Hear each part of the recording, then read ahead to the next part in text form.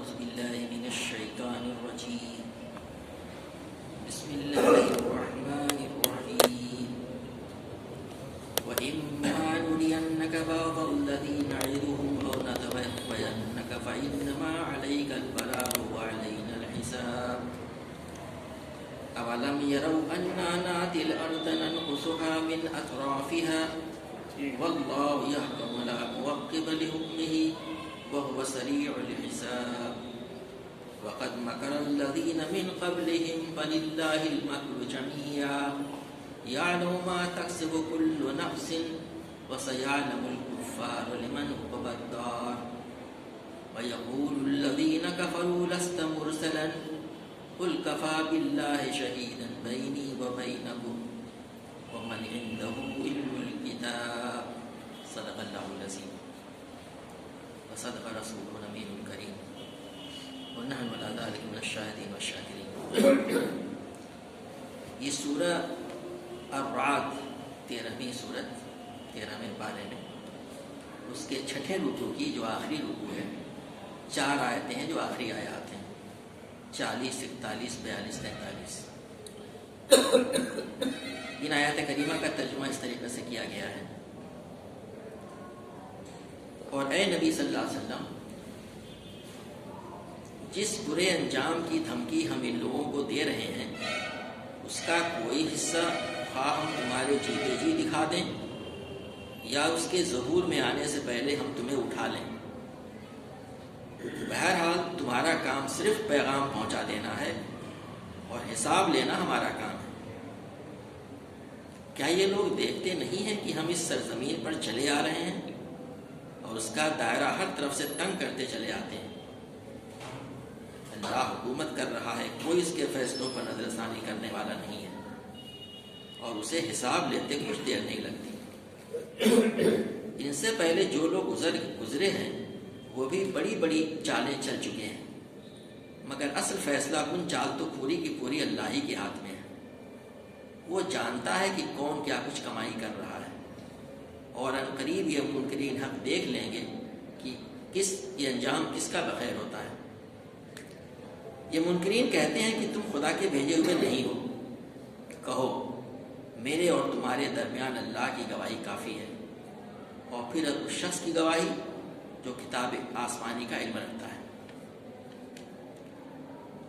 جیسا کہ بتایا گیا پچھلے تمام دروس میں سورہ الرعد کے بارے میں کہ مکی صورت ہے اور غالباً یہ مکہ مکرمہ میں آخری دور میں نبوت کے 11ویں 12ویں یا 12ویں سال میں نازل ہوئی ہے. یہ وہ دور ہے جب نبی کریم صلی اللہ علیہ وسلم کی دعوت توحید رسالت اور آخرت اسلام کی بنیادی تعلیم ہے دیتے ہوئے 11 سال گزر چکے ہیں 11 سال تقریباً اور ہر طرف سے مخالفتیں اپنے زور پر ہیں. اطراف کے لوگوں تک بھی اسلام کی دعوت پہنچ رہی ہے, لوگ اسلام قبول کر رہے ہیں, آ بھی رہے ہیں, اس کی طرف اس میں اشارہ بھی ہے اور یہ روشنی مدینہ منورہ بھی پہنچ چکی ہے. وہاں بیعت قبا ہوئی ہے, اس میں لوگ اسلام قبول کیے, اس کی تفصیلات آپ جگہ جگہ جانتے ہیں. لیکن مخالفت کا جو گڑھ تھا سب سے بڑا وہ مکہ مکرمہ تھا. وہاں کے لوگ شدید ترین مخالفت کر رہے تھے یہاں تک کہ نبی کریم صلی اللہ علیہ وسلم کو اللہ کے حکم سے اور آپ کے اصحاب کو ہجرت کرنا پڑی جو سن 1390 میں واقع ہوا. آپ کی دعوت کیا ہے اس صورت میں اس طرف شروع میں اشارہ کیا گیا ہے, کہا گیا کہ اللہ کی کتاب کی آیات ہیں اور کائنات میں غور کرنے کو کہا گیا ہے اپنے انفس میں. تو کائنات کی سطحوں پہ نظر دوڑاؤ اور پھر اپنے نفس میں نظر دوڑاؤ تو تمہیں یقین یہی آئے گا, اس کے میں سبق ملے گا کہ اللہ اس کا خالق ہے, مالک ہے, کائنات کا رب ہے اور بڑا زبردست ہے, بڑی حکمت والا ہے, عزیز ہے, وہ حکیم ہے. پھر یہ بتایا جا رہا ہے کہ یہ دنیا ایک دن ختم ہونے والی ہے. آخرت کا تصور نہ تو ہمیشہ سے تھی نہ ہمیشہ رہے گی, ایک دن ختم ہوگی اور اس کے بعد سے حساب کتاب ہمارا ہونا ہے. اچھے اعمال کی جزا جنت کی شکل میں ہے اور جو لوگ اللہ کی نافرمانی کریں اس کو نہ مانیں, اس کی نافرمانی کریں, مدھولی کریں, نبی صلی اللہ علیہ وسلم کا انکار کریں, اس کی دعوت کا انکار کریں یا اس کو عملی طور سے انکار کریں, ان کے لیے کہا گیا کہ دوزخ کا ٹھکانہ ہے. یہ بات مستقل طریقے سے ہم کو سمجھائی جا رہی ہے اور یہ صورت خوبصورت ترین صورتوں میں ایک ہے اس کی طرف پہلے اشارہ کیا جا چکا ہے. اس میں بیچ میں یہ بات بھی آئی تھی پورے کائنات پہ غور کرانے کے بعد کہ اگر تعجب کی بات ہے تو تعجب ان لوگوں پہ ہونا چاہیے جو کہتے ہیں کہ اللہ تعالیٰ دوبارہ تمہیں زندہ پیدا نہیں کر سکتا. یعنی جس نے اتنی بڑی کائنات بنائی اس کی وسعت کا کوئی اندازہ نہیں ہے یا اس کا موقع نہیں ہے کہ کائنات کے اوپر یہاں پہ باتیں کی جائے. قرآن اس کی طرف اشارہ کرتا ہے. یہ زیادہ بڑا کام تھا, یہ بڑا کام نہیں ہے کہ تم کو دوبارہ پیدا کیا جائے. تو قرآن پاک یہ دلیل بار بار دیتا ہے اور اس پہ اتنا عقیدہ پختہ ہو جائے کہ قرآن مکی صورتوں مدنی صورتوں میں بھی بات کہی ہے لیکن مکی صورتوں میں اسی طرف توجہ دے لگے. توحید, رسالت, آخرت. توحید کیا ہے؟ الہ واحد اللہ تبارک و تعالیٰ ہے, وہی معبود ہے, وہی حاکم ہے, وہی رب ہے. اسی کا حکم ماننا چاہیے, اسی کی پرستش بھی ہونی چاہیے, اسی سے استعانت بھی طلب کرنی چاہیے اور حکم اسی کا ہماری زندگی میں چلنا چاہیے. وہ کیسے چلے وہ نبی صلی اللہ علیہ وسلم کی ذات گرامی بتائی گئی. یہ بات تمام اس صورت میں بتائی گئی ہے. پھر جو پچھلی آیتیں آئی تھیں, پچھلے ہفتے ہمارے درس میں آئی تھی, اس میں ان طرح طرح کے اعتراضات کا جواب دیا گیا تھا جو دعوت کے مرحلے میں پیش آتی ہیں, جو کرتے رہتے ہیں. نبی صلی اللہ علیہ وسلم کو خطاب کیا گیا ہے لیکن آپ کے بعد یہ خطاب ہم تمام لوگوں سے ہے کیونکہ امت مسلمہ کا فرض منصبی ہے ہی یہی کہ دعوت کا کام کرے. تو اب اس ترجمے کے بعد آپ نے سماعت کیا ہوگا کہ اس میں کچھ اور اعتراضات جو ہیں تو اس کی طرف اشارہ کیا گیا ہے. فرمایا جا رہا ہے وَإِن مَانُوا لِأَنَّكَ بَعْضَ الَّذِي نَعِدُهُمْ أَوْ نَتَوَفِّيَنَّكَ فَإِنَّمَا عَلَيْكَ الْبَلَاغُ وَعَلَيْنَا الْحِسَابُ. اور اے نبی, جس برے انجام کی دھمکی ہم ان لوگوں کو دے رہے ہیں اس کا کوئی حصہ خواہ ہم تمہارے جیتے جی دکھا دیں یا اس کے ظہور میں آنے سے پہلے ہم تمہیں اٹھا لیں. یہ بات کیسی کہی جائے؟ نبی صلی اللہ علیہ وسلم کو خطاب کیا گیا ہے کہ یا تو جس چیز سے انجام سے ڈرایا جا رہا ہے کہ اس سے دو چار ہوں گے اگر وہ نہیں مانتے ہیں تو دنیا میں بھی, تو یا تو ہم ان کو آپ کے جیتے جی دکھا دیں گے, یہ بھی ہو سکتا ہے کہ آپ کو اٹھا لیں. اس میں بہت ساری باتیں بیان کی گئی ہیں. نبی صلی اللہ علیہ وسلم کی ہے کہ آپ کو اٹھائے جانے کا ذکر کیا جا رہا ہے اس وقت, یعنی کوئی ضروری نہیں ہے, یعنی آپ اس میں آولے تاولے نہ بنے, کہا یہ جا رہا ہے. بڑے صبر کا کام ہے. یہ ہو سکتا ہے کہ آپ کے جیتے جی اس چیز کو دکھا دیں اور اللہ نے دکھایا اسے, یا آپ کو اٹھا لیں ہم. لیکن آپ کا کام کیا ہے یہ چیز بتا ہے. فَإِنَّمَا عَلَيْكَ الْبَلَاغُ, آپ جو ہے آپ کا کام صرف یہ ہے کہ پیغام پہنچا دیں. فَإِنَّمَا عَلَيْكَ الْبَلَاغُ, تبلیغ کر دینا آپ کا کام ہے. یہ ہے فرض منصبی. وہ چیز واقعی آپ کے سامنے آئے یا آپ کے بعد آئے, آپ کا کام بہرحال یہ ہے کہ اس دعوت کو جس کی طرف ابھی اشارہ کیا گیا تھوڑا سا, یہ لوگوں تک پہنچایا دیں. وہ دعوت کیا ہے؟ سورہ بقرہ میں جیسا کہا گیا ہے نمبر 21 میں, یا ایھا الناس اعبدوا ربکم الذی خلقکم والذین من قبلکم لعلکم تتقون. اے لوگو, اس اللہ کی بندگی کرو جو تمہارا رب ہے اور تمہارے پہلے پیدا والے کو پیدا کیا, تم کو پیدا کیا اور تم سے پہلے لوگوں کو پیدا کیا. توقع ہے تم اسی سے بچ سکو گے. یہ ہے وہ دعوت جو قرآن پاک پیش کرتا ہے اور تمام لوگوں تک دیتا ہے. یہی دعوت مکے کے لوگوں کو دی جا رہی تھی. اسی طرف یہاں اشارہ کیا جا رہا ہے کہ اس دعوت کو آپ تبلیغ کرتے رہیے. حساب لینا ہمارا کام ہے, اس میں آپ اجرت کرنے کی ضرورت نہیں ہے, آپ اپنا کام کی چلے جائیں. نبی صلی اللہ علیہ وسلم نے لکھا یہ کام تمام امت کو کرنا ہے, ان لوگوں تک باتیں پہنچائی جائیں کہ وہ اس توحید کی دعوت, رسالت کی دعوت, آخرت کی دعوت کو مان لیں, اپنی زندگی کی تبدیلی ہے. اسی میں دنیا کی بھلائی بھی مضمر ہے اور آخرت ہمیشہ ملے گی کامیابی. اسی طرف یہاں پہ اشارہ یہاں کیا گیا ہے. اب اس چیز کی طرف اشارہ کیا گیا جیسا میں نے کہا تھا کہ یہ دعوت جو دعوت حق ہے اس کو لوگ قبول کر رہے تھے اطراف کے لوگ, لیکن مکے کے لوگ اس میں مخالفت کر رہے تھے. تو کہا جائے اولم یرو انا ناتی الارض ننقصها من اطرافها, کیا یہ لوگ نہیں دیکھتے ہیں کہ ہم ان کی اس سرزمین پر چلے آ رہے ہیں. اللہ تعالیٰ نے اپنی دعوت کے بڑھنے کو اپنے چلے آنے سے کیا ہے, کیونکہ یہ دعوت اللہ کی دعوت ہے.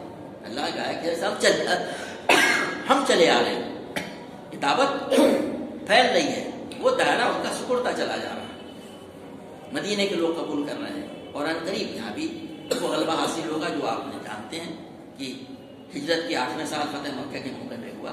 تو کہا جا رہا ہے کہ کیا یہ دیکھتے نہیں ہیں, اگر یہ دعوت حق نہ ہوتی, اللہ کی طرف سے نہ ہوتی, اللہ کے نبی آپ نہ ہوتے, تو یہ بات ممکن تھی. اسی طرف یہاں کہا گیا ہے یہاں یہ دیکھتے نہیں ہیں کہ دائرہ ان کا تنگ ہوتا چلا جا رہا ہے. کچھ مفسرین نے اس کے معنی میں یہ لیا ہے کہ جو قومیں دنیا میں عروج پاتی ہیں اللہ تعالیٰ کو عروج دیتا ہے, جب ان کا دائرہ تنگ کرنا چاہتا ہے تو سکڑتے چلے جاتے ہیں. چنانچہ ہمارے سامنے مثالیں پیش ہیں کہ بڑی بڑی سلطنتیں تھیں, امپائرز تھے, کتنے بڑے بڑے تھے. کسی کے بارے میں کہا جاتا تھا کہ ان کے حکومت میں سورج غروب نہیں ہوتا, اور بعد میں کسی نے محاورہ یہ بنایا کہ اب سورج طلوع نہیں ہوتا. اتنا تنگ ہو گیا. اس کے بعد سے بعد کے دور میں ہمارے وہاں بھی ایسا تاریخ میں ہوا ہی. تو اسی طرف کچھ لوگوں نے اشارہ کیا ہے کہ صحیح بھی مطلب یہ ہے کہ اللہ تعالیٰ دائرہ تنگ کرتا چلا جاتا ہے. پھر آگے واللہ یحکم لا معقب لحکمہ, اللہ تعالیٰ جو ہے حکومت کرتا ہے, اللہ تعالیٰ حکم دیتا ہے, یعنی اللہ کا فیصلہ کام کرتا ہے, اور اس کے فیصلے کو تبدیل کرنے والا کوئی نہیں ہے, اس میں نظر ثانی کرنے والا کوئی نہیں ہے. یعنی اللہ نے فیصلہ کر دیا ہے وہ ہوگا. اس میں یاد رہے کہ مکی ضرورت ہے اور 11ویں 12ویں سال نبوت کے لیے. ایسا لگ رہا تھا کہ کتنے حالات خراب ہیں, ہجرت کرنا پڑے گی, ابھی ہر طرف سے مخالفتیں ہو رہی ہیں. اس میں روشنی کی کرن نظر آ رہی ہے کہ اللہ تعالیٰ یہ کام کرنے والا ہے, یہ ہوگا, حق کا غلبہ ہوگا. یہ ان کا دائرہ تنگ ہو رہا ہے, اسی طرف کا ہے اللہ تعالیٰ کا فیصلہ ہے یہ, جس میں اشارہ مل رہا ہے اس کی طرف میں. وہ سریع الحساب, یہاں پھر حساب کی طرف توجہ دلائی گئی ہے کہ اللہ تعالیٰ وہ حساب لیتے کوئی دیر نہیں لگتی. یہاں حساب لینے سے مطلب ان کا فیصلہ چکانا. اب یہ اللہ تعالیٰ کے چندری سے ہم کہتے ہیں کہ یہ وقت کتنا ہوتا ہے یہ ہم نہیں جانتے. چند گھنٹے نہیں ہوتے ہیں, یہ سال نہیں ہوتے ہیں, 10 سال نہیں ہوتے ہیں, 20 سال نہیں ہوتے ہیں, صدیاں بھی ہو سکتی ہیں. یہ اللہ صحیح الحساب. لیکن جہاں تک نبی کریم صلی اللہ علیہ وسلم کے دور کا معاملہ ہے, انہوں نے دیکھا کہ 10 سال کا وقفہ بھی نہیں گزرا, ایسا ہوا. اس کے بعد سے کہا جا رہا ہے کہ یہ جو چالیں چل رہے ہیں کفار آپ کے خلاف طرح طرح کی, یہ کوئی نئی بات نہیں ہے. وقت مکر الذین من قبلہم, ان سے پہلے جو لوگ گزرے ہیں وہ بھی بڑی بڑی چالیں چل چکے ہیں. مکر عربی زبان میں کہتے ہیں خفیہ تدبیر کرنے کو. جب یہ بری تدبیر کی جائے تو کہتے ہیں بدکار بولتے بھی ہیں مکر کرنے والے کو, لیکن جب اللہ تعالیٰ کی طرف سے منصوبیت سے کیا جائے, اللہ نے اسے ذکر دیا ہے اچھائی کے لیے, تو وہ اس میں ہوتا ہے کہ تدبیر. تو کہا جا رہا ہے کہ آپ اس سے پہلے بھی بہت سے لوگ جو گزرے ہیں وہ بھی بڑی بڑی چالیں چل چکے ہیں. فَلِلَّهِ الْمَكْرُ جَمِيعًا, لیکن اصل فیصلہ کل چاہ تو اللہ کی ہے, پوری پوری اللہ ہی کرتا ہے. اس میں حوصلہ دیا گیا ہے, اس میں تسکین کا سامان ہے اہل ایمان کے لیے, اہل دعوت کے لیے, کہ اللہ تعالیٰ جو ہے سب سے بڑا, یعنی ان کے اوپر ان کی تدبیروں کو ختم کرنے والا ہے. بس ذمہ داری یہ ہے کہ آدمی اپنا کام کرتا چلا ہے, جو فرض منصف فریضہ ہے, اقامت فرض ہے, تبلیغ ہے جو کرنے کا ہے. ٹھیک ہے, یعلم ما تکسب کل نفس, وہ جانتا ہے کہ کون کیا کچھ کمائی کر رہا ہے. جو کچھ دنیا میں ہو رہا ہے, کروڑوں کی آبادی میں اس کے پہلے ہوتا رہا ہے, ہر ایک کے بارے میں اللہ تبارک و تعالیٰ خوب جان رہا ہے کہ کون کیا کر رہا ہے. سب اس کے وہاں ریکارڈڈ ہے. وہ یہ بھی دیکھ رہا ہے کہ لوگ کیا کیا چالیں چل رہے ہیں, اور وہ یہ بھی دیکھ رہا ہے کہ ہم کیا کر رہے ہیں. ہم اپنی ذمہ داریوں کو کہاں تک نبھا رہے ہیں, ہم اللہ کے دین کو کس حد تک غلبہ کرنے کی کوشش کر رہے ہیں اپنے زندگی میں, اور جو اس کے مطالبے ہیں یہ. وَسَيَعْلَمُ الْكُفَّارُ لِمَنْ عُقْبَى, اور عنقریب یہ منکرین ہم دیکھ لیں گے کہ انجام کس کا بخیر ہوتا ہے. یہاں پہ وَسَيَعْلَمُ الْكُفَّارُ س جب عربی زبان میں لگا جائے گا کہ عنقریب, اس میں بھی حوصلے کا پہلو کہا گیا ہے. قرآن پاک قیامت تک کے لیے ہے. ہم اپنا کام کریں, اپنے عمل سے, اپنے قول سے دعوت حق لوگوں تک پہنچائیں. مسلمانوں تک بھی دعوت کو پہنچانا یہ بھی, اور ان تمام دوسرے لوگوں تک جو بیچارے نہیں جانتے ان کو بیچاری کہا جائے گا. وہ ہمارے عمل کو دیکھتے, اچھا یہی لوگ ہیں. وہ اگر دیکھیں کہ اسلام کس طریقے سے وہ امن کا, سلامتی کا, اور یہ کس دنیا میں بھی طرح طرح کی اچھائیاں پیدا کرتا ہے, اس کی تفصیل میں جانے کی موقع نہیں, تو اس سے قریب ہوں. تو دعوت قولاً بھی اور عملاً بھی. نبی کریم صاحب یہی چیز مکے میں کر رہے تھے, مدینے میں بھی آپ نے یہی کیا, اور یہی بات صحابہ کرام میں کیا کرتے تھے. تو کہا جا رہا ہے کہ قریب ان کو معلوم ہو جائے گا کہ آخرت کا انجام کس کا بخیر ہوتا ہے. اب ایک اور آخری اعتراض آخری آیت میں لیا گیا ہے, وَيَقُولُ الَّذِينَ كَفَرُوا لَسْتَ مُرْسَلًا. یہ منکرین کہتے ہیں, منکرین جو اللہ کے نبی کا انکار کر رہے تھے, لَسْتَ مُرْسَلًا, کہ تم خدا کے بھیجے ہوئے نہیں ہو. انکار رسالت. نبی صلی اللہ علیہ وسلم کے اخلاق، آپ کے کردار، ان تمام چیزوں کے بارے میں قرآن پاک میں گواہی دی ہے. خود مکے کے کفار بھی آپ کو الامین الصادق کا خطاب آپ کی نبوت سے پہلے دے چکے تھے، اور آپ کے بعد بھی نبوت کے انہوں نے کبھی یہ نہیں کہا، آپ کے یعنی صادق ہونے کے بارے میں کبھی کوشچن نہیں کیا. آتا ہے کہ غزوہ بدر کے موقع پہ جب آمنے سامنے فوجیں موجود تھیں، اور آپ کو معلوم ہے کہ کس قسم کا، اس کو تصور کیجئے کہ باپ ادھر ہے تو بیٹا ادھر ہے، ایک بھائی ادھر ایک بھائی ادھر، یہ معمولی چیز تھی آزمائش کی، اور تلواریں سوتے لوگ کھڑے ہیں، ایک حق کے لیے دوسرا کفر کے غلبے کے لیے دوسری طرف سے آیا ہوا ہے. اس میں کسی کے بارے میں آتا، مجھے نام نہیں یاد رہتے کہ ابو جہل سے کنارے لے آگے پوچھا کہ تم کیا کہتے ہو محمد کے بارے میں. اس نے اس وقت ہی کہا تھا، میں خدا ہی قسم محمد کو جھوٹا نہیں کہتا، خدا ہی قسم کر کے کہا اس نے، ابو جہل نے، میں محمد کو جھوٹا نہیں کہتا، وہ سچے ہیں. لیکن دعوت کو ماننے کو تیار نہیں. اس کی تفصیلات یہ کیوں نہیں مانے گا. یہ کردار تھا ان کا. یہی کردار نبی کریم صلی اللہ علیہ وسلم نے صحابہ کرام کا پیدا کیا تھا. ان کے بارے میں الامین الصادق، ٹرسٹ وردی کہا جائے، ٹروتھ فل. یہ ہمارے بارے میں بھی رائے بن جائے لوگوں کی، یہ ٹرسٹ وردی لوگ ہیں، یہ ٹروتھ فل لوگ ہیں، یہ کام آنے والے لوگ ہیں. اسی صورت میں ایک جگہ آیا ہوا ہے، اللہ تبارک و تعالیٰ جو ہوتا ہے جھاگ کو پھینک دیتا ہے، اڑا دیتا ہے. مفسرین نے اسے مطلب اصول نکالا ہے کہ جو کارآمد چیز کو اللہ تعالیٰ دنیا میں باقی رکھے گا، اور جو بیکار ہوگا اس کو اڑا دے گا، پھینک دے گا. ہم کارآمد ہیں، ہمیں دیکھنا چاہیے. اسی سے مطلب یہ نکلتا ہے. یہی یہاں پہ کہا جا رہا ہے ان کے بارے میں، آئے کہ کہتے ہیں مرسلہ. تو اس پہ اتنی ساری باتیں قرآن کسی صورت میں پیچھے بیان کی جا چکی ہیں. خود میں نے ابھی واقعہ بیان کیا، ابو جہل نے کہا تھا کہ آپ صادق ہیں، تو اس کے بارے میں آیا کہ قل کفا باللہ شہیدا بینی و بینکم، آپ کہہ دیجئے کہ میرے اور تمہارے درمیان اللہ کی گواہی کافی ہے. اتنا کچھ بتا دینے کے بعد میں، سب دلیلیں دینے کے بعد میں، اس کے بعد میں بھی تم کو شبہ ہو رہا ہے کہ اللہ کے نبی نہیں، ان کے ذریعے سے یہ چیزیں انجام پا رہی ہیں. ایک کچھ معنی اس کا معنی یہ لیا گیا ہے، یہ اس پہ اللہ کی گواہی کافی ہے، یعنی اس پہ کوئی دلیل دینے کی ضرورت نہیں ہے. یہ اللہ کے نبی، میں اللہ کے نبی نہیں مانی، اللہ کے نبی صلی اللہ علیہ وسلم کا ہے ومن عنده علم الکتاب، اور یہاں پہ اس کا ترجمہ کیا گیا ہے. اور پھر اس شخص کی گواہی جو کتاب آسمانی کا علم رکھتا. کہتے ہیں کہ یہ تمام انبیاء کرام پچھلے آئے ہیں، اور اس کے پہلے بھی انبیاء کرام آئے ہیں، حضرت موسیٰ علیہ السلام آئے ہیں. تو پھر یہ کتابیں جو لوگ رکھتے ہیں وہ آپ کی بات کیوں نہیں مانتے؟ انہیں تو مان لینا چاہیے کہ کتاب میں آپ کا ذکر بھی ہے.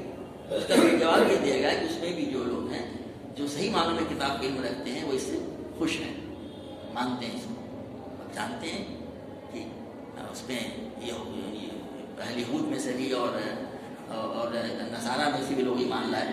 اور آج کی تاریخ میں بھی دنیا کے مختلف گوشوں میں بڑے پڑھے لکھے پادری اسلام قبول کرتے ہیں، اور اسلام کے بڑے بڑے مبلغ بن جاتے ہیں. ان کے نام سے آپ واقف ہوں گے، آج کل ہر چیز یوٹیوب پہ اویلیبل ہوتی ہے all over the world, east ہو یا ویسٹ ہو. تو اس وقت یہی بات کافی تھی، آج بھی کہا.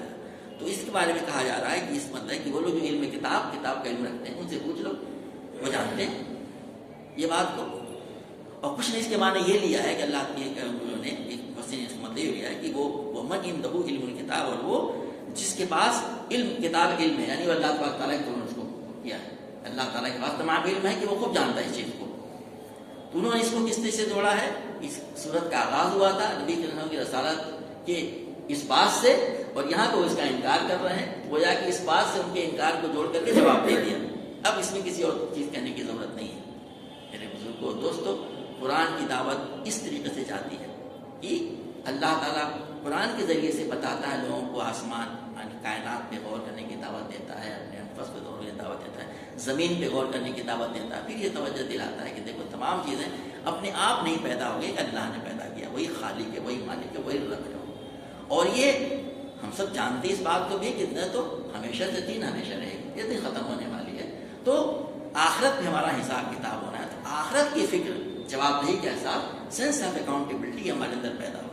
یہی چیز ہمارے اندر بھی ہو، اور اسی کی دعوت دوسروں کو بھی دی جائے. یہی بات وہاں پہ دی جائے. اگر یہ چیز پیدا ہو جائے کہ تم سترے بے مہار نہیں ہو، تمہیں حساب دینا ہو، تم فساد برپا نہ کرو، عدل قائم کرو، انصاف قائم کرو، تو اسی چیز پہ ہمارے آخرت کی کامیابی کا انحصار ہے۔